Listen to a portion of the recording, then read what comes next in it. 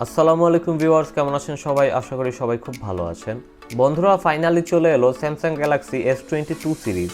আর এই সিরিজে থাকছে তিনটি phone: Samsung Galaxy S22, S22 plus এবং সর্বশেষ যে ফোনটি সেটি হচ্ছে স্যামসাং গ্যালাক্সি S22 আলট্রা।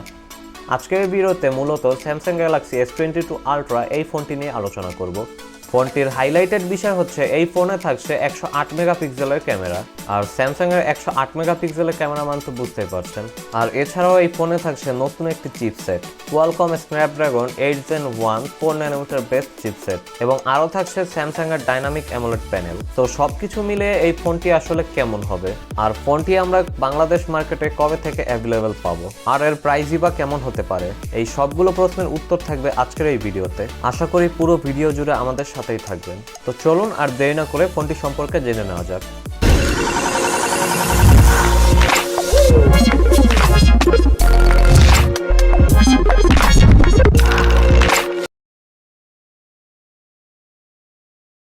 প্রথমে যদি ফোনটির ডিজাইন এবং বিল্ড কোয়ালিটি নিয়ে কথা বলি, ফোনটির সামনে পেছনে দুই সাইডেই থাকছে glass, Corning gorilla glass breakfast, এবং ফ্রেমে থাকছে অ্যালুমিনিয়াম। তবে ফোনটি কিন্তু যথেষ্ট ভারী এবং মোটা, কারণ এই ফোনটির থিকনেস করা হয়েছে 8.9 মিলিমিটার এবং এই ফোনটির ওয়েট হচ্ছে 228 গ্রাম, যার কারণে আপনারা যারা একটু ছোট এবং লাইট ওয়েট ফোন বেশি পছন্দ করেন তাদের জন্য এটি একটি ব্যাড নিউজ হতে পারে।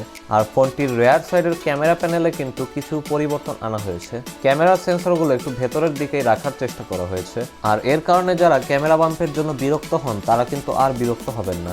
আর ফোনটির সামনে আপনারা পেয়ে যাচ্ছেন একটি ফুল ভিউ ডিসপ্লে, যার ওপরের দিকে সেন্টারে থাকছে একটি পাঞ্চ হোল। আর ভালো ব্যাপার হলো এই ফোনে থাকছে ইন ডিসপ্লে ফিঙ্গারপ্রিন্ট সেন্সর, যা খুবই ফাস্ট এবং অ্যাকিউরেট।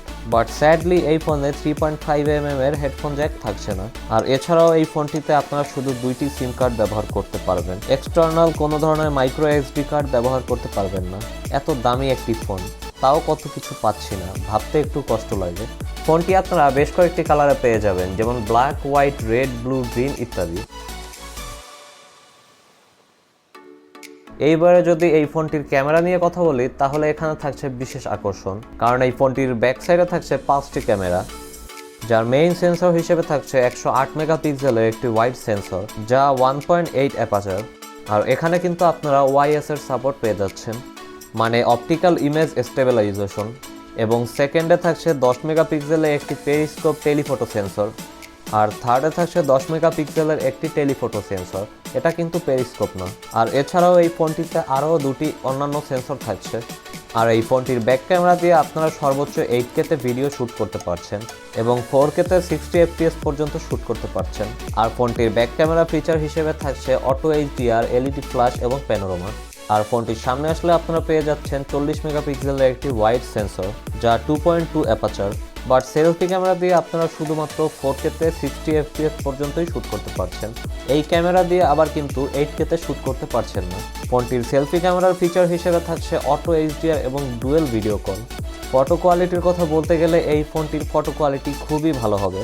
আর স্যামসাংয়ের S সিরিজের ফোনগুলোর ফটো কোয়ালিটি খুবই ভালো হয়, এই বিষয়ে আপনারা অনেকেই জানেন। আর শোনা যাচ্ছে এই ফোনটির ভিডিও কোয়ালিটিও খুবই ভালো হবে, লো লাইটেও খুব ভালো ভালো ভিডিও শ্যুট করা যাবে। এই ফোনে থাকছে 6.8 ইঞ্চির একটি ডাইনামিক অ্যামোলেড প্যানেল, আর এটি 2K রেজলিউশনের একটি ডিসপ্লে। এই ডিসপ্লেতে থাকছে 120 হার্জ রিফ্রেশ রেট এবং আরও থাকছে HDR10+ এর সাপোর্ট। আর এই ডিসপ্লে সব থেকে ভালো ব্যাপার হচ্ছে এতে থাকছে 1750 নিট স্পিড ব্রাইটনেস। আর এর কারণে এই ফোনটি যখন আপনি আউটডোরে ব্যবহার করবেন তখন ব্রাইটনেসের কোনো ঘাটতি আপনি ফিল করবেন না, সরাসরি রোদের আলোতেও কোনো সমস্যা হবে না। ফোনটিতে ব্রাইটনেসের ঘাটতি একেবারেই থাকছে না এবং ডিসপ্লেতে আরও থাকছে 500 PPI ডেন্সিটি। স্যামসাংয়ের ডাইনামিক অ্যামোলেড 2X ডিসপ্লে মানেই ভালো কিছু। ওয়ার্ল্ডের মধ্যে এই ডিসপ্লের কিন্তু ভালো একটি রেপুটেশন আছে। আর S22 এই ফোনটিতে এই ডিসপ্লেটি ব্যবহার করার কারণে এই ফোনে কোনো ভিডিও প্লে করলে শার্পনেসের ঘাটতি একেবারেই পাবেন না। আর ডিসপ্লের কালার কোয়ালিটি কিন্তু খুবই ভালো হবে। ফোনটির সফটওয়্যার এবং পারফরমেন্স নিয়ে যদি কথা বলি, তাহলে এই ফোনে থাকছে One UI 4.1 based on Android 12। আর ফোনটি কিন্তু দুইটি চিপসেট ভ্যারিয়েন্টে পাওয়া যাবে। একটিতে থাকবে Exynos 2200 এবং আরেকটিতে থাকবে কোয়ালকম স্ন্যাপড্রাগন 8 Gen 1।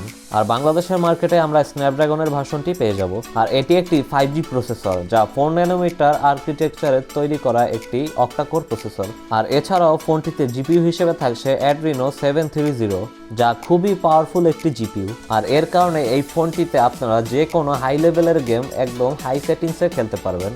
এই ফোনটিতে গেম খেলার সময় কোনো ধরনের ল্যাগ কিংবা ফ্রেম ড্রপ কিন্তু একেবারেই চোখে পড়বে না। আর এছাড়াও মাল্টিটাস্কিং এবং অন্যান্য কাজগুলো খুব ভালোভাবে করতে পারবেন, কারণ এই ফোনটিকে কেনার জন্য আপনাকে একটি কিডনিও বিক্রি করতে হতে পারে। বাংলাদেশের মার্কেটে এই ফোনটি একটি ভ্যারিয়েন্টই পাওয়া যাবে, 12GB র্যাম 256GB রোম, যার স্টোরেজ টাইপ হিসেবে থাকছে UFS 3.1 এবং র্যাম টাইপ হিসেবে থাকছে LPDDR5X ক্যাটাগরির র্যাম। তাহলে বুঝতেই পারছেন এই ফোনটির পারফরমেন্স কতটা ভালো হবে। আর এছাড়াও এই ফোনটিতে ওয়াইফাই, ব্লুটুথ, জিপিএস এবং NFC ছাড়াও আরও অনেক ফিচার থাকবে। আর ইউএসবিতে থাকবে USB Type-C 3.2, যার মাধ্যমে আপনি এই ফোনটিতে Type-C এর মাধ্যমে খুব দ্রুত ফাইল ট্রান্সফার করতে পারবেন।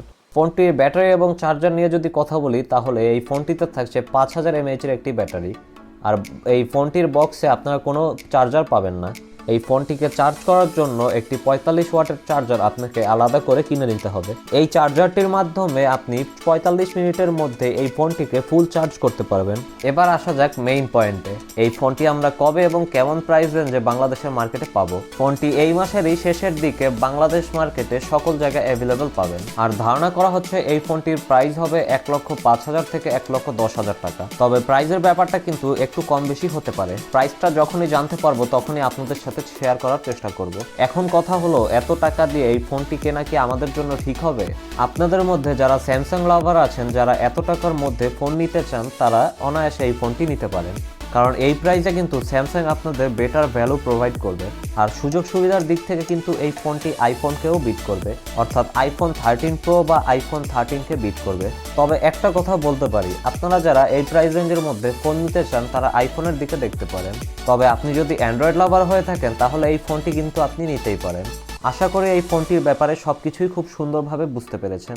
তো বন্ধুরা, এই ছিল আজকের এই ভিডিওটি এখানেই শেষ করছি।